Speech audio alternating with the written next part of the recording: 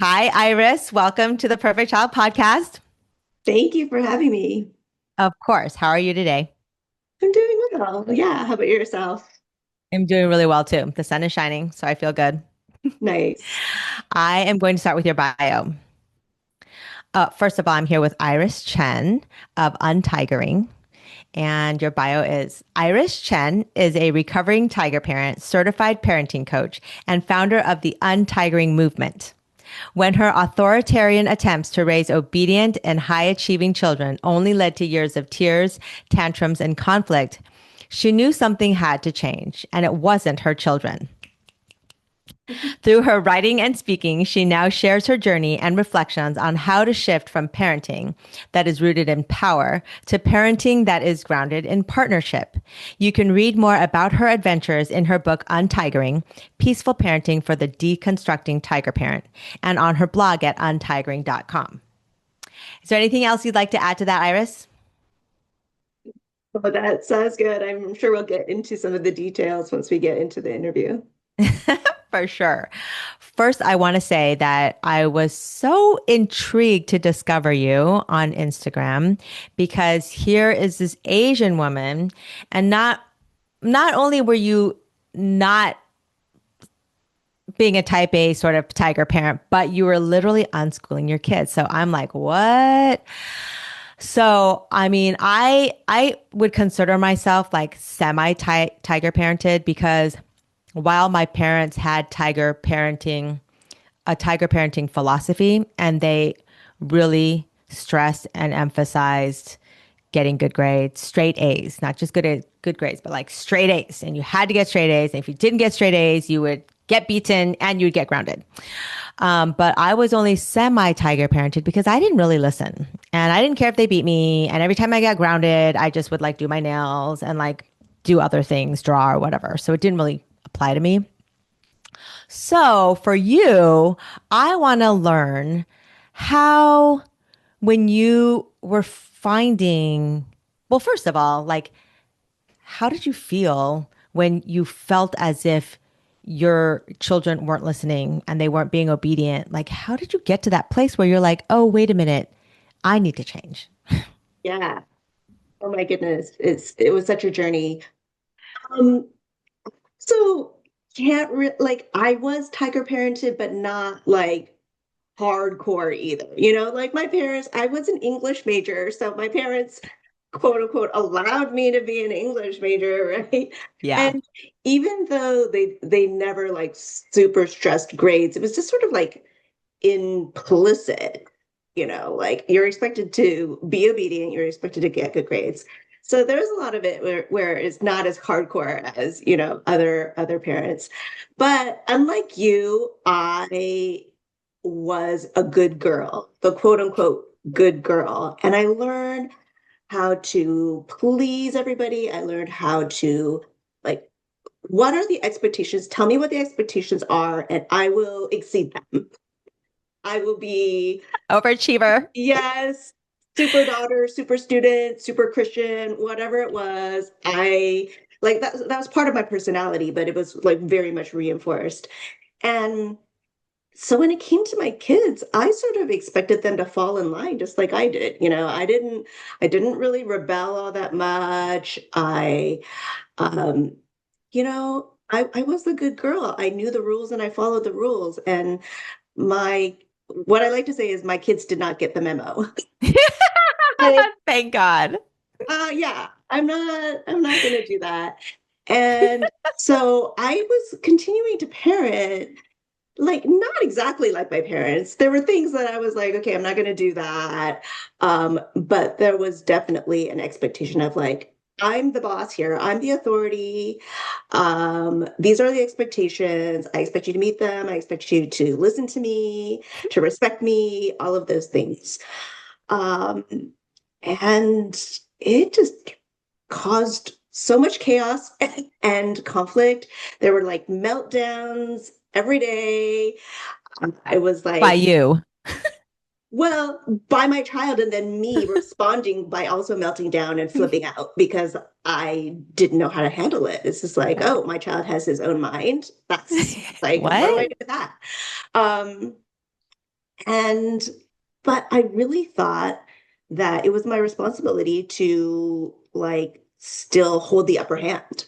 So the whole time I was still like, okay, I need to have harsher punishments. I need to make it more painful so that he knows that it's not okay to like disobey me like this. I need to, it was, it just kept on escalating and escalating because he just would not obey or would not do what I wanted him to do.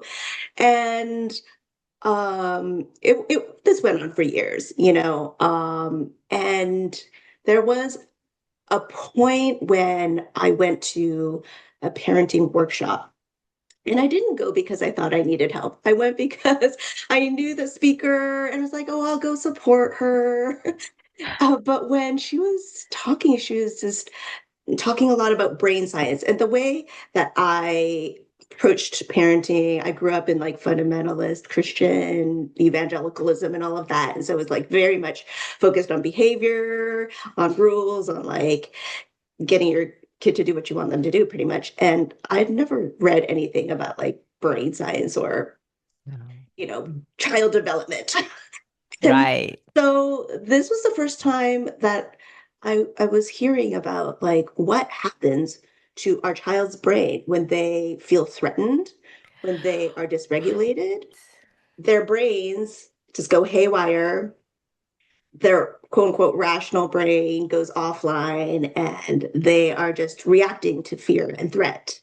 And so that often causes like screaming and crying and meltdowns and all of that. And the more we, are threatening to them by punishing them, yelling at Yeah. them, sending that to them to their room, the more that part of their brain gets activated and they become dysregulated. And so, yeah, that was like a big aha moment for me where it's like, oh, I am doing the very thing to my child that is causing them, that is like, yeah, just stimulating their brain to behave in these exact ways that I don't want them to behave. Right. And it was very humbling for me where I realized that I was the source of a lot of their, meltdowns. It wasn't because they were being disobedient or naughty or whatever it was that I labeled them. It was because I was reacting to them in a way that was causing them to react to me. Yeah. So I like made a commitment that day to really stop doing a lot of the things that were causing this fear and this threat in my child. Yeah. So I had been spanking up until that point. I thought that that was completely okay and my responsibility as a parent and recognizing how harmful that was. It was really, yeah, like a point where it's like, whoa, I can't do that anymore. I see what it's doing to my child and I have to stop doing that. So that was like a huge turning point for me in terms of recognizing um, the harm that I was causing my child and putting aside some of those tools. And then it became years and years of like figuring out what to do now. But Yep. that was definitely the start of it. That's commendable of you because, you know, we all make like excuses. And so for you to have been able to attend that talk and actually listen and be like, oh my gosh, I'm the cause of this. Mhm. Because plenty of people won't. They can't because I don't know, different wiring. Yeah. But so thank God for you because it doesn't it feel good the work that you've done? Yeah. I am so grateful. I'm so grateful that I didn't have a quote unquote obedient child. Because if you had been compliant, like I was compliant, then I would not have been questioning my parenting strategies. It's like, this works, it's Yeah. great. My kid is like listening to me and all of that. And I wouldn't have questioned it. And it was really because he was expressing who he really was and his own dignity and his own sensitivities Yes. that I had to really question yeah, my parenting fits. And so I'm very grateful. I'm grateful for him. I'm grateful definitely for the work that I did too. And thank you for saying that, your son was hanging on to his dignity, because that's what's really important, is that we have to recognize that these kids now that are coming in and have been coming in are so strong in their will and their authenticity and their truth, that they're not willing to compromise. And so it does take so much more for us to really do the work. And it's so wonderful for people like you who share the journey so that others can step into this journey and learn from you and hear your past and hear your path, I mean, right? And so once you did that, were your children in school and then you decided to take them out, or how did this unschooling journey begin? Yeah. So we were living in China at the time. My kids were both born in China. We lived there for 16 years. And so like, the school options for us were not the same as what we would have here in the States necessarily. Mhm. So we were already winging it in some ways, or like needing to think of um, you know, options outside the norms of the culture. Yeah. So homeschooling was definitely very normalized among a lot of, foreigners who were living in China, or Mhm. um, the time when I first started. Well, when I started my Untigering blog, it was sort of this intersection of parenting and unschooling. Because, like, when you think of a typical tiger parent, it's not just the parenting style, but it's also like the academic achievement. And then for me to like step into this unschooling thing was like, oh, really deconstructing the controlling authoritarian parenting part of it, but also the expectations of academic achievement and Well, the success. cultural, the cultural Yeah, expectations. the And you're in cultural. China where they're like ingrained, like academics, straight A's are so important. Like nothing else Yeah. matters. Yes. And at the same time, because it's so extreme in China, like you have your grades listed for everybody to see, that type of thing. Worst. You're ranked. And yeah, um, I think because it is so extreme and so rigid in China, a lot of families in China actually recognize how harmful it is. Like they hope for something different, but they have to play the system, right? There is nothing really else out there for them that they can see. Mhm. Um, and so when we decided to unschool and we're talking about it with our local Chinese friends, they were like, that sounds amazing. That like is amazing, but that's not ever something that we could do. And so I like as a American, Chinese American, I recognize my privilege in being able to do that in a way that my local friends couldn't necessarily, or like the cost to them was definitely greater. Um, but at the time when we made the decision, my kids had been going to sort of like this private bilingual school. It ended up shutting down. And so we were trying to figure out what to do. Like it was probably too late for them to go to the local Chinese school, and their Chinese probably wasn't good enough to like keep up with everybody else. And then there's like the international school option, which is like a lot of money and also like way Right. across town. And then there was a Mhm. homeschooling option, but the only homeschooling um, framework that I knew of was just like doing school at home pretty much. Right. And Right. so I knew that if I was the teacher and the mom, and because I lean towards tiger parenting, like homeschooling would be a nightmare. for me and for my child, because I'd be like, okay, let's stay on task, let's do all these things, like sit in Right. your seat. And I was like, I know that about myself. I don't think this will be healthy for us. So, just exploring other options and then coming across unschooling, where it's like, follow your child's lead, see what they're interested in, support them, provide them with resources, let curiosity lead the way, let play lead the way. And like developmentally, it made so much sense. It's just like, yes, Totally. this is how children learn. This is how all of us learn. Yes. Those of us who are like, it's not like as adults, we don't stop learning just because we don't go to school anymore. We're like lifelong learners. And as humans, we're created to learn and to constantly, gain more skills that are meaningful to us. I would Um, argue that we actually learn more when we're out yeah, of school. yeah, exactly. Because it's intrinsic, generally speaking, it's like Yeah. stuff that we are interested in and invested in. And um, yeah, so when I learned about it, it was like, oh, this makes so much sense. Um, I've never seen it done before. I don't know what it looks like, but I want to try it. And so I brought it up with my husband.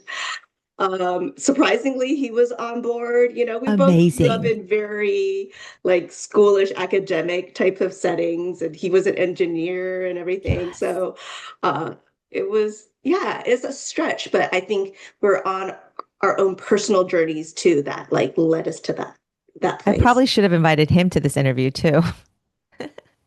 We could do a part two. Definitely. And so, I mean, okay, I want to go to a post that I saw you a post back in January. You shared an invitation to a live conversation where you were speaking about how your son, who was unschooled, got into his first choice college. Your post shared that your son followed his passions, taking classes in art, creative writing, and jewelry making. He took zero AP classes, no standardized tests, didn't play any organized sports, and held no leadership titles. And yet he still got in.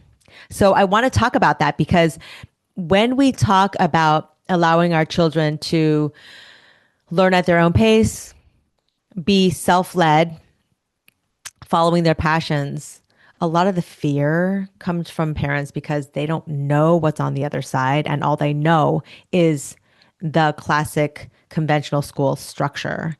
And you're literally turning that on its head. So tell us more.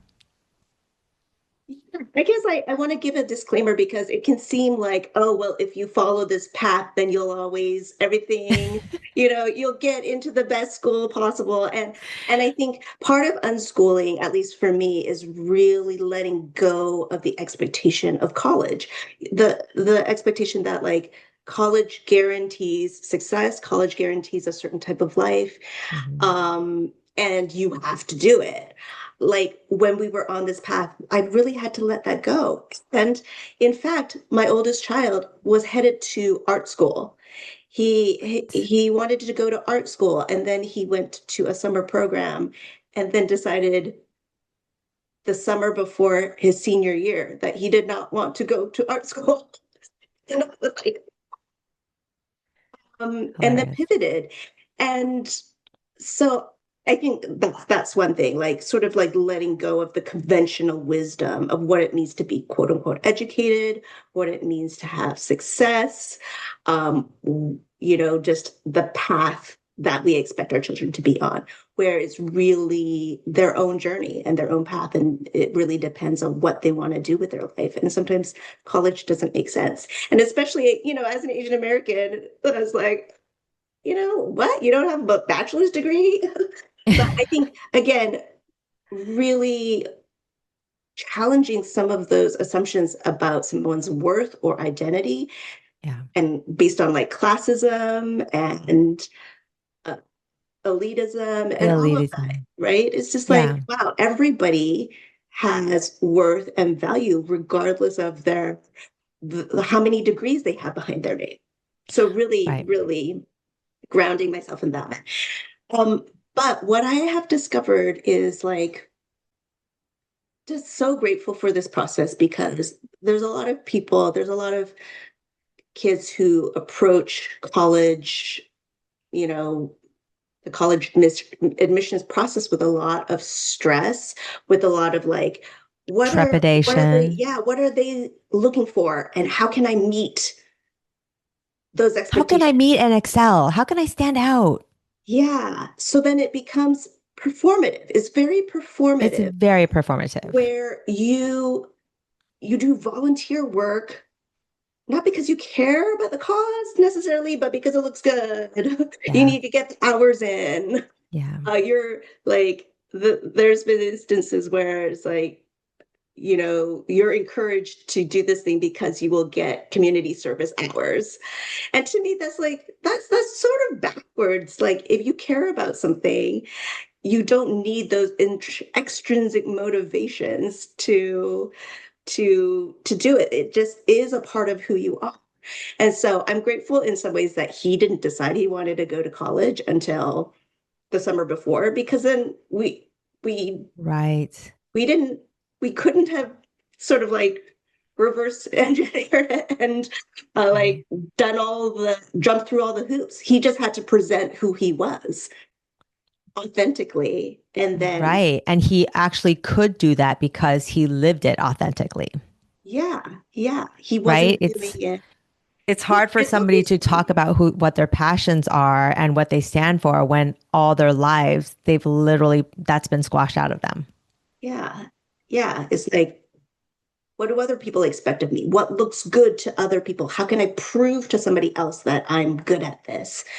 And when you have those things removed, it's like you just get to live life and you get to live it authentically, and then um, present yourself as your authentic self, and then see what's a good match. So, like, also with college admissions, it wasn't about like prestige or like a certain type of school.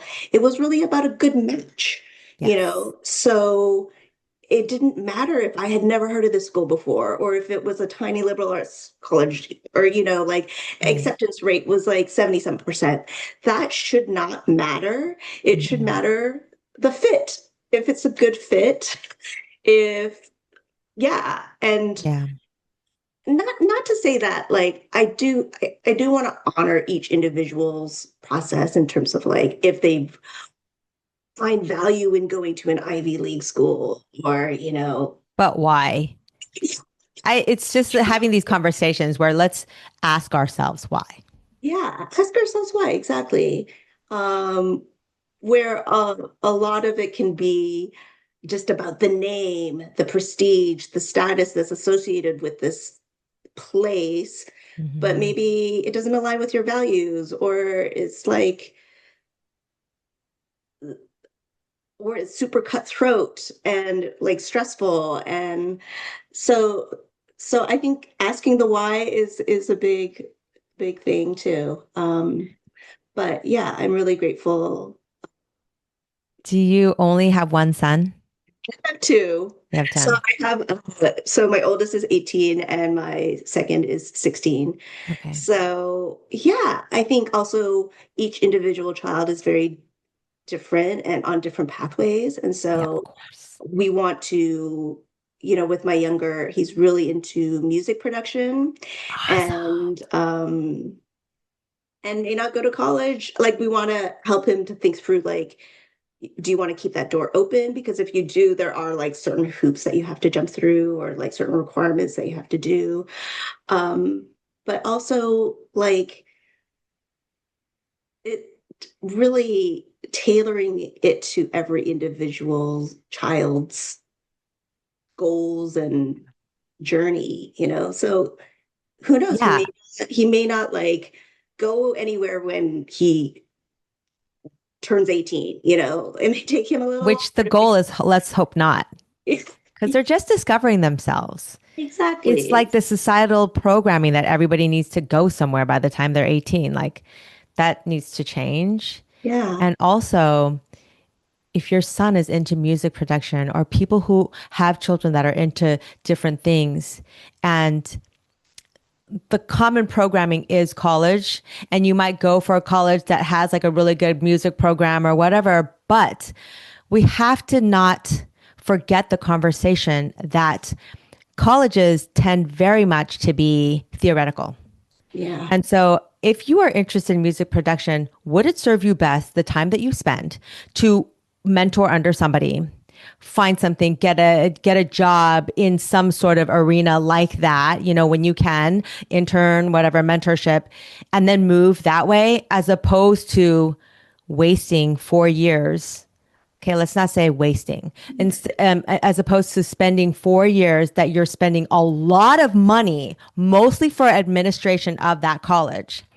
And then you might get some expertise, but then you're literally 4 years behind that person that actually just got into the field. Yeah. Yeah. Absolutely. So even with art school, a lot of those skills or courses you could take without going to art school, and art school is super expensive. So we Super don't have those expensive. conversations. But yeah, with my second child, what I've noticed also is like he just turned 16, right? So he's still a kid. And sometimes for me, even if like I'm not super on the college track, I might be on like, oh, let's find you an internship, or let's get you connected to somebody in the industry, Yeah. or and that can also be putting pressure on the child Yes. when they're not ready, when they're like, I'm just playing around here. I'm just Yeah, chilling. just I'm going to go play basketball right now. Bye. like we're like, oh, how can we like skill? How can this become a Yes. career? How can you?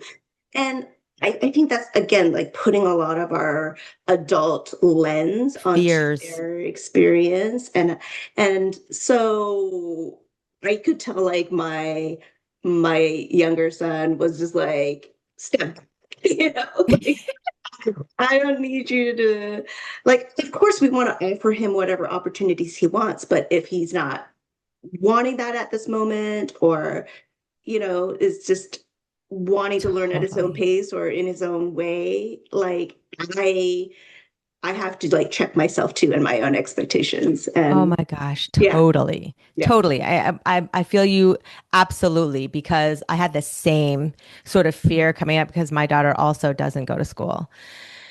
And I was like, well, do we need to set goals? Like if she wants to do this thing, should we like set goals and blah blah blah? And one of my like the person that I love and she's a mentor of mine is Dana Martin, who wrote the Oh, book Radical Unschooling. okay, yes. And I called her up, was like, help. And I'm like, did you ever set goals for your kids? She's like, goals? I not when they're kids. I mean, when we have all our lives to set goals. Children are meant to play. Like their job is to play. And I was like, thank you. Thank you for that affirmation. Thank you for reframing my mind. Like these are still kids. Why are we stealing their childhoods? Yeah. It's crazy. And like, what gives us the right to set goals for anybody else? Right. Like, I guess it goes for myself in terms of like what I want to be responsible for in terms of imparting knowledge or passing down a skill or whatever. But is it really my right or my role to set goals for somebody else without their consent? I mean, that seems, Right. I don't know, like you wouldn't do that for your A partner colleague. or a colleague or a friend. That Right. would seem like you're overstepping your boundaries, right? But like, why do we feel like that's okay to do with our child? Yeah, Yeah, good point. Thank you. yeah. Okay, now tell me, you have a book called Untigering Peaceful Parenting for the Deconstructing Tiger Parent. Please tell us more about your book and what you do, your services, how you offer yourself up, because I know that now I get your newsletters and you offer tools. So tell us more. Thank you. Yeah. So I really wrote this book because I wanted something for somebody like me, or like really centering my own experience as an Asian American. Like a lot of parenting books out there are written by white folks who don't necessarily have a cultural lens or an understanding of our backgrounds, our culture, our Yeah. norms, our relationships. And so, yeah, like this book is part memoir, part like self-help, I guess. But it was really for me, and it was like really in some ways telling my story. And um, I don't, I, I don't like to think of myself as a like a quote unquote expert, because it's very personal to me. It was like my own journey and my own like aha moments and things that I was wrestling with. Like, this is something I used to believe. I used to believe that children should be obedient, or when they're disobedient, blah, blah, blah, and then like the personal shifts that I had. And so I just really wanted to share that to people, because not everybody like enters into parenthood like thinking that, oh, like I'll never punish my child, or I'll try to be collaborative, or like a lot of us bring in the baggage that we were taught growing up, and so some of those patterns. And also societally, mainstream parenting Mhm. is still very much behavior focused, and Oh, yeah, like yes, always. how to control children and make them behave, and stuff like that. Yes. So Cry it yeah, out. Just let them cry it out. yeah, out of that. And I did all those I things. did too. So I think like you said, there is a way where like I wanted to put out a story that could also help parents resist shame. Whereas like I I did horrible things. And I can own it, I can repair, I can choose differently. Um, and so you don't have to come into this like having all the answers or doing everything perfectly. This is really for us who are struggling and who have questions and who like have cultural stuff, expectations, and all of that. And so yeah, that's really why. Yeah, and while your book, Untigering and Tiger Parenting, is so uh applicable to Asians. That's, we associate with tiger parents. We don't really ever call like Caucasians tiger parents. They're not known for that. But I feel like what you offer is applicable just to parenting in general, because we all have these moments of fear and then like the resolve. And so like your book offers the resolve. So it's not just for Asian tiger parents, it's just for any parent. Yeah, absolutely. I mean, I I do speak specifically from my own like social location and identity, but it is very applicable. Like I said, it's like mainstream parenting is still very controlling. Like regardless of whether or not you would call it tiger parenting, it's still very punitive. It's still Yes. very controlling and manipulative and shaming and all of those things. And so yeah, I do feel like it's challenging for any parent, including me, because what I And really try to do is to like challenge the hierarchy of parenting, which is yes. pervasive, regardless of what label you want to put on it. Um, most parenting styles are rooted in power and in hierarchy and in like who has control and authority. And I really like the more I've gotten into this work, the more like it was like a personal healing journey, and it has deepened into a justice issue for me in many ways, Yeah. where we're talking about equity, we're talking about oppression, we're talking about um, domination and control, and in the parent-child relationship, a lot of that is justified. Like, I'm not saying that it is justified, but a lot of people justify it.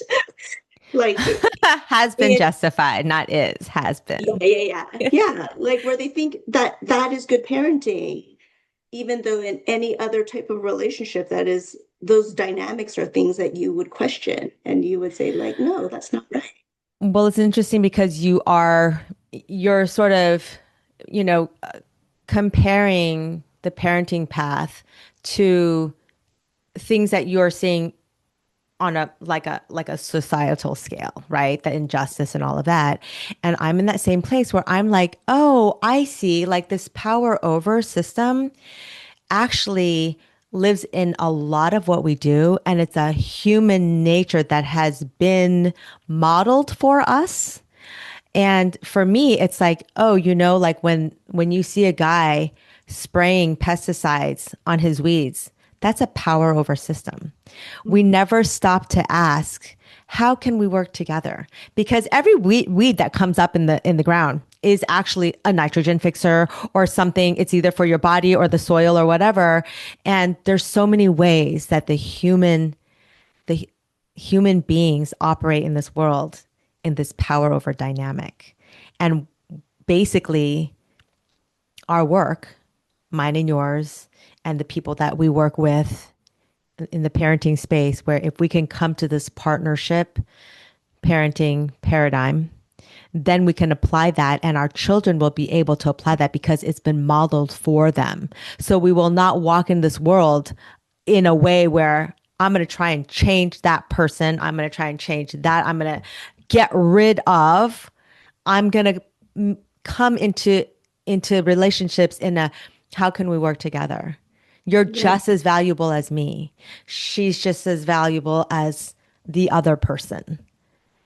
Yeah, absolutely. I think it's like a whole paradigm shift, really, where you're recognizing our interdependence and Yes. like that we have shared value, and whether it's with the plants or our animals or all of that. So like even with so it's not it doesn't apply just to parenting. I think when you have this lens, it really opens up, you question a lot of the dynamics and systems in our world, and you're like, does it have to be that way? Right. How can we exist in more mutually beneficial ways? And the easiest shift is as a parent. Because if you were to tell somebody, you know what, you probably shouldn't spray that weed killer on your weeds because, the weed deserves to be there. We all have a right to exist on this planet. Most people are like, no, I don't want that weed there. But your child, you love that every parent loves their child more than anything in this world. So, of course, if there is a way to meet your child so that they feel like they matter, that they have a right to exist and their voice matters, oh, okay, yeah, I'll do all the work. Let me just find all the resources where I can make this happen. And that's literally what you and I are doing and so many others. We're literally just questioning everything and trying to show up as our best selves. Yes, It's just absolutely. that, like we're trying.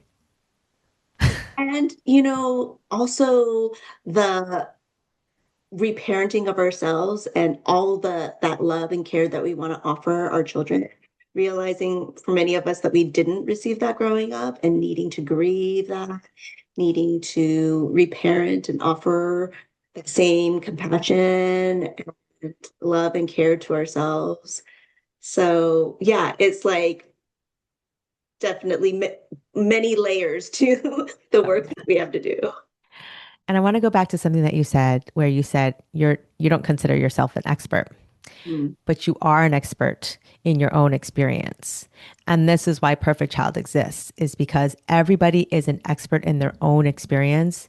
And when we can share our experience and it resonates with somebody else, they then can become their own experts. Yes. This Yeah. is the village. Like Perfect Child is the village of the stories of the aunties and the elders that we didn't have access to. Yeah, that's beautiful. And I totally resonate with that. So even though I do parent coaching and I do group coaching and all of that, those are the things that I offer. But it's very much like even with unschooling, I want each person, each child, and each parent to feel empowered with themselves so that they are tuning in to themselves, to their own wisdom, to their own, circle of wisdom around them. And I'm not the hub. I'm not the the guru. I I know that other people have different ideas about, choosing your own guru, but it's just like we each have so much wisdom within ourselves. And so how can we tap into that? And like I can help, facilitate that, but I'm not the one with all the answers. Yeah. Yeah. So what other services do you have? Do you have anything going on? Any workshops or courses that people can jump onto, get access? Yes, so I do parent coaching. You can reach out to me for that. I do also have like a group membership that we meet twice a week, sorry, twice a month. And it's just parents and we get together and talk about life and it's like a support group and it's lovely. And I have recorded workshops that you can do. I'm not sure when this podcast episode is going to drop, but I do have like free workshops sometimes. Like I'm doing a screen time one on April 14th. Okay. So yeah, It probably won't come out before April yeah, 14th. it's okay. But yeah, you could stay connected on Instagram or Facebook or um, check out my website, untigering.com as well. Okay. And you're in LA. Yes. So do you put together like in-person workshops at all or gatherings? I generally don't host them, but like later this month, I will be at Pasadena City College doing a workshop there, and I've done other community events, but I'm usually not, I'm like invited as a speaker, but I don't generally host myself. Okay, great. So, I mean, if, for people who are in LA and the general area, if they have homeschooling groups or like preschools, like my daughter went to Seeds of Joy, which is down in Torrance, but like if they want to bring you in to talk more about the untigering parent and what it looks like and, what it feels like to parent in partnership, they can have you come in and Yes, do a absolutely. speaker, like come in as a speaker.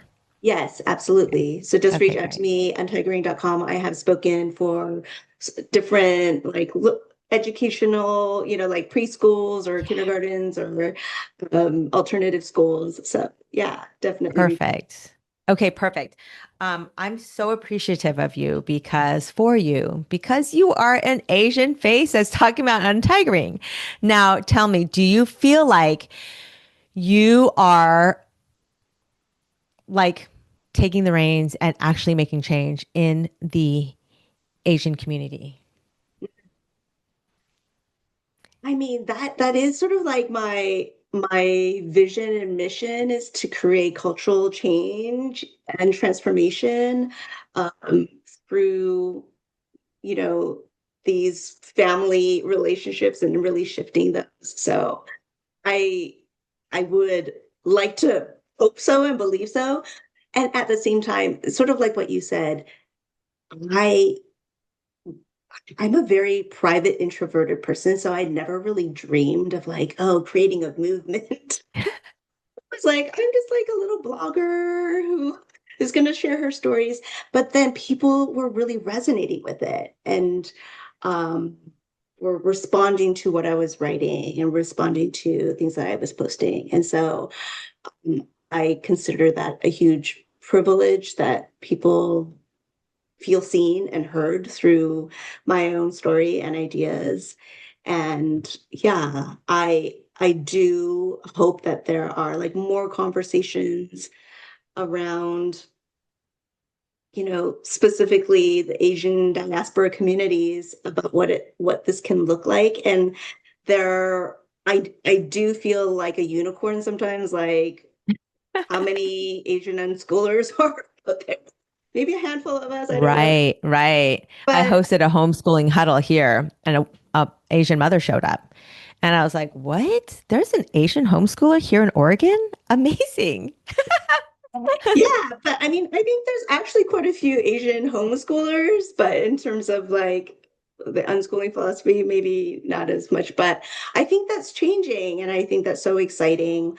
Um, I guess my approach to it is always like I want to put out there things that I'm learning that I feel aligned with. Um, and I'm just going for it. And whoever resonates Mhm. with it, come along for the ride. But I'm just going for it, like I I realize like my personality, I'm not really one to stay in a system that and try to fix it. I'm more No. about like trailblazing and Yeah. trying new things and pioneering and dreaming of new ways of being. So I'm not saying that there's anything wrong with those who want to stay in the system and reform from the inside. I think just like my personality and like my boundaries, I'm like, I'm not doing that. Yeah. So I'm like, yeah, just moving forward in ways that feel like true and authentic, just like we were talking about with our children, Yeah. and inviting people for the ride. So are you finding that you are getting Asians into your workshops, into your courses, into your gatherings? Yes, I mean, I think there's I'm doing coaching and the majority of the people I coach are Asian. Um, so Wonderful. yeah, I mean, it's still a small handful, but again, yeah, I think there is a way where I have so much compassion for where anybody is on their journey Yeah. because I was there, and so I'm not going to try to pull along people who aren't there yet. Right. Um, hopefully they will come across my work or these ideas when they're ready for it, Yeah. when maybe they've hit their own rock bottom like I did. I don't know. Um, but a lot of people are not ready and that's okay. Like that's That's not okay. my responsibility. I will just continue to speak to it and share from my experience and we'll see. Awesome. I love it. Thank you. Thank you for your work. Thank you for how you Thank show you. up. Thank you, Belinda. It's And great thank you for conversation. agreeing to be interviewed. I thought this was really fun. Yes, happy to be here. All right. I'll see you soon. Okay, bye. Bye.